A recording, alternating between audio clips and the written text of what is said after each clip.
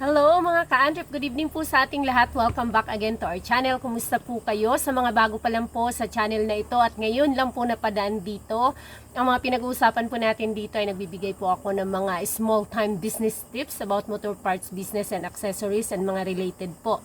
So sa mga hindi pa nakapag-subscribe, ayan, kung gusto niyo pong mag-subscribe at gusto niyo po ng mga ganung topic, paki-click na lang po ang subscribe button at yung notification bell para ma-notify kayo sa mga susunod pa nating i-upload na mga videos.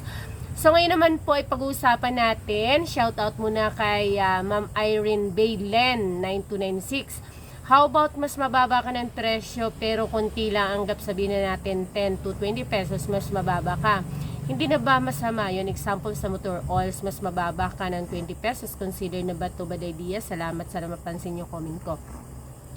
Alright, sir, hindi lang po kayo ang nag-iisip ng mga ganyan na lalo na sa mga baguhan or nagsisimula pa lang. Talagang ganyan po ang dinidiskarte ng mga halos karamihan. Hindi lang sa mga pumapasok sa motor parts, hardware, almost siguro sa lahat. Yan kasi ang naka-mindset na talaga sa mga kagaya nating mga maliliit na mga negosyante, mga aspiring business owners na ang nasa isip natin, pababaan natin ang presyo para sa atin bumili ang mga customers. So, focus tayo sa motor parts, business and accessories. Personally, hindi ko po ginagawa yan even before na nag-start kami doon sa sa kabilang branch na yung depende kasi yun sa sa goal mo kung bakit gusto mong pababaan yung presyo. So, kung gusto mo lang na para mas maraming bumili sa'yo, tatanungin mo, pag una po yan, parang okay lang siya. Ba't katagalan, parang tatanungin mo na rin ang sarili mo worth it ba na sa ganitong klaseng business, ganito lang yung markup ko? I-consider nyo po doon, unang-una, yung capital po ng ating mga klase ng negosyo na ito, yung capital. Mataas po ang capital, kaya iba po yung iba po yung markup nito compare doon sa nakasanayan nating markup ng mga nasa grocery or sari-sari store. Ang ating pong paninda ay hindi po siya considered as basic needs ng mga tao para mabuhay. Basic needs po natin is talagang by nature natural na mababa po talaga ang markupan. Pero sa ganito po, medyo iba po yung markup natin dito kasi nakadepende pa yun sa pyesa. Sa ganitong business, mayroon tayong tinatawag na mga fast moving, mga basic items at mayroon din yung mga slow moving at mga hindi siya belong to basic items. Natural kapag nasa ganung mga items na hindi ka magma-markup ng kumbaga sasadyain mo na mas mura ka sa iba, dapat. Pero hindi din natin masisisi yung iba. Ginagawa po yun usually ng mga like walang shop or kapag mahina yung nila, bintahan yun nang a-attract pa sila ng mga customer. But eventually, kagaya po ng nabanggit ko is marirealize nyo kasi in the near future na parang talo ka po. Talo ka kapag hindi ka nakipagsabayan doon sa presyuhan nung iba, nung karamihan. Kung sasadyain mo lang talaga na mas mababa ka para mas maraming bumili sa'yo. Minsan po hindi siya sa presyo nagkakatalunan. Minsan doon sa na-build mong credibility pagdating sa business mo, doon sa na-build mong credibility pagdating sa mga customers mo na yung may tiwala sa'yo dahil alam nila yung produkto mo, kung paano ibenta, kung anong alam mo doon sa particular na item na binibili nila.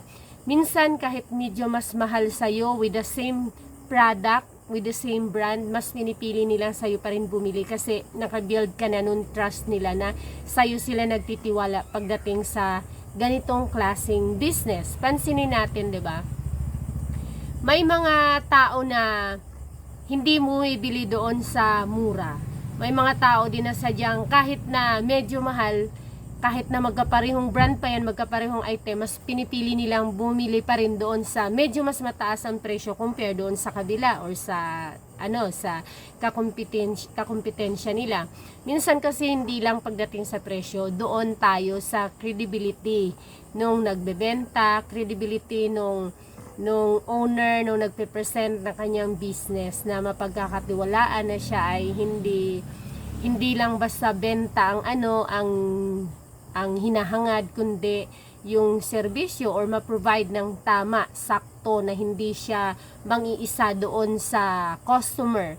Yung tama yung binibigay. Let's say for example, halimbawa, may bibili sa'yo ng battery or CDI, yan, madalas halimbawa, bibili ng battery, tatanungin mo, hindi na po ba gumagana yung ganito ganon? Hindi na po ba? Ano naman po, kaya lang parang palyado, ayaw na mag-start. So, para sa good customer service, sabihin mo, ayaw nyo po bang patingnan? Baka kasi hindi battery yung kailangan or sira ng inyong motor nyo. Baka switch lang, baka fuse lang, or baka whatsoever, diba? Palagi nangyayari kasi dito sa amin. So, patingnan. Pag tingin, ayun, chinek, o nakasave siya kasi hindi naman pala battery yung kailangan. Ano lang, yung switch lang. So, nakaka-build yung owner doon ng trust ng customer. So, hindi ko ginagawa yung sabihin na gusto ko mas mababa ako compare sa iba. Okay lang kahit na mas mataas ako compare sa iba. Basta alam ko yung product ko, alam ko siya kung paano makakatulong sa customer. At hindi kasi ako yung mahilig yung yung magpa-canvas. Tapos pag natanong na magkano doon, bababaan ko siya.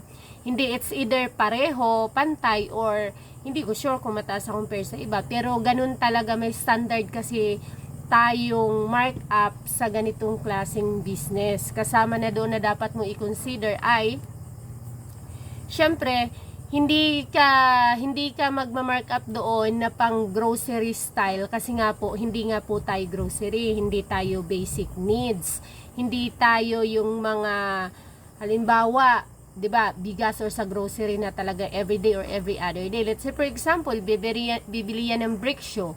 So kung papatungan mo yan ng 10 piso, 20 pesos, ang brick show medyo matagal yan siya. Medyo matagal yan magpapalit ulit.